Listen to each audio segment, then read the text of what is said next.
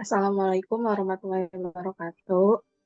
Kami dari kelompok 6, kelas 5 BPSTI dengan mata kuliah Etika Profesi dan Perilaku Organisasi dengan dosen pengampu Ibu Dian Permatasari, Eskom Mkom, dan judul dari presentasi kami yaitu konflik dan negosiasi.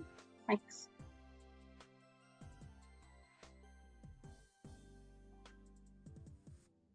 Kami terdiri dari sendiri ya Nurkala dengan 2080818, kemudian ada Dian Fauzia dengan NIM 2009286 dan ada Muhammad Bintang Priyono dengan NIM 2003718. Next.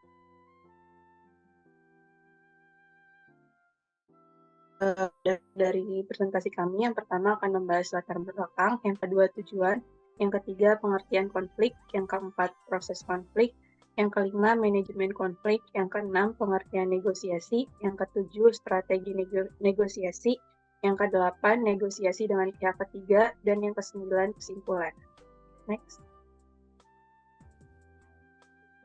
Yang pertama itu adalah latar belakang. Latar belakang dari permasalahan yang kita seperti kami, yaitu bahwa konflik itu biasanya terjadi dikarenakan oleh perbedaan yang ada dari setiap individu yang saling berinteraksi.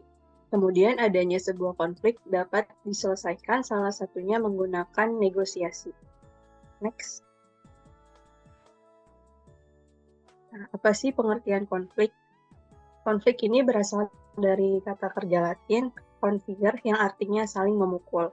Secara sosiologis, konflik itu dapat diartikan sebagai proses sosial antara dua orang atau lebih, atau biasanya dalam kelompok, yang salah satu pihak berusaha menyingkirkan pihak lain dengan menghancurkan atau membuatnya tidak berdaya. Next.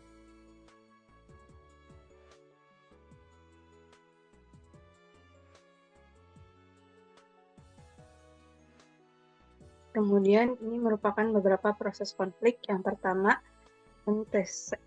antecedent condition or latent conflict, di mana kondisi yang potensi untuk menyebabkan atau mengawali sebuah episode konflik. Misalnya, tekanan yang didapat Departemen Produksi suatu perusahaan untuk menekan biaya dari produksi yang ada. Yang kedua, perceived konflik, yang artinya kedua belah pihak harus menyadari bahwa mereka dalam keadaan terancam dalam batas-batas tertentu.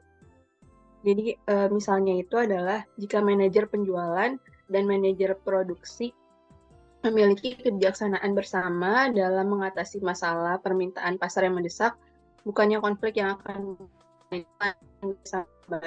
Jika pelaku keduanya menimbulkan perselisihan, proses konflik itu akan cenderung berkelanjutan.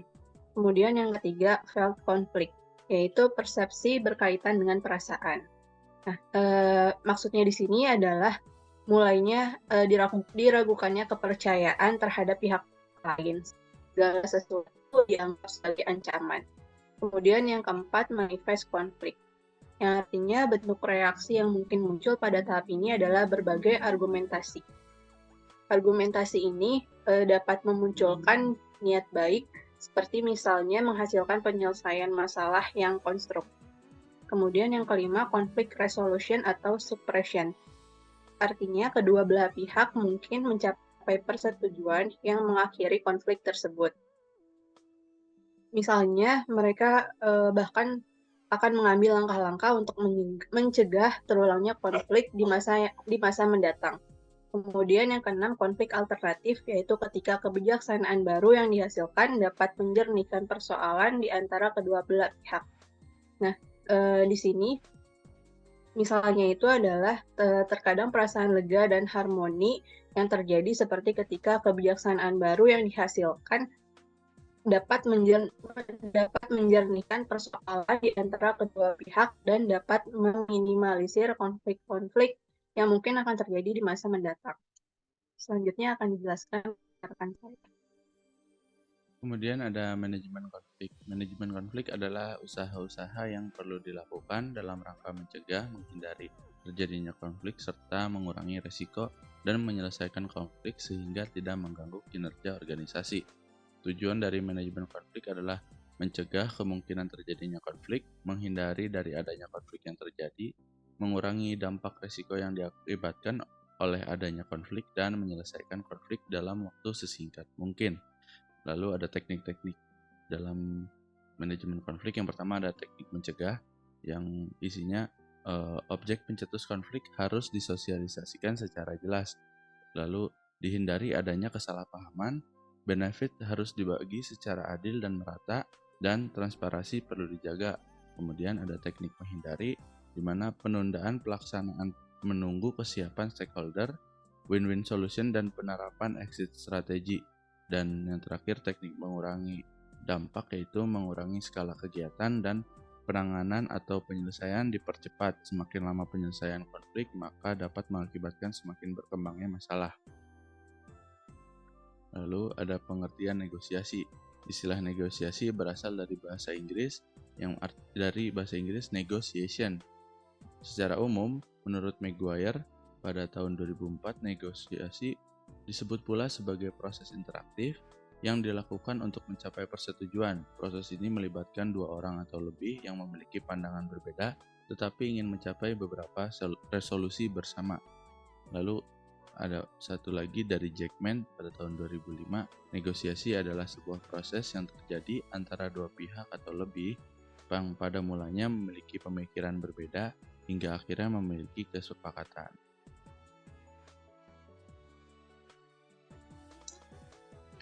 Untuk selanjutnya itu ada strategi negosiasi. Di sini ada beberapa strategi yang bisa dilakukan dalam melakukan negosiasi. Yang pertama itu ada strategi win-win solution, yaitu menang-menang. Pada strategi menang-menang ini kedua belah pihak berada di posisi yang menguntungkan. Jadi dalam posisi ini dari kedua pihak tersebut tidak ada yang merasa dirugikan ataupun merasa kurang. Selanjutnya ada strategi win-loss solution, yaitu menang kalah, yang merupakan strategi yang bertujuan untuk memperoleh kemenangan dengan keinginan untuk mengalahkan pihak lain dan menguntungkan diri sendiri dan merugikan pihak lain. Dan strategi yang ketiga itu ada strategi loss-to-loss solution, yaitu kalah-kalah, merupakan strategi yang merugikan kedua belah pihak, di mana keduanya merupakan pihak yang kalah. Karena perundingan yang mereka buat itu cenderung tidak menggunakan akal pikiran yang sehat dan hanya melampiaskan kemarahan dan emosi sehingga tidak akan dapat menyelesaikan masalah. Next. Selanjutnya ada negosiasi dengan pihak ketiga, dan ada beberapa alternatif negosiasi dengan pihak lain atau pihak ketiga. Yang pertama yaitu ada mengetahui alternatif terbaik negosiasi.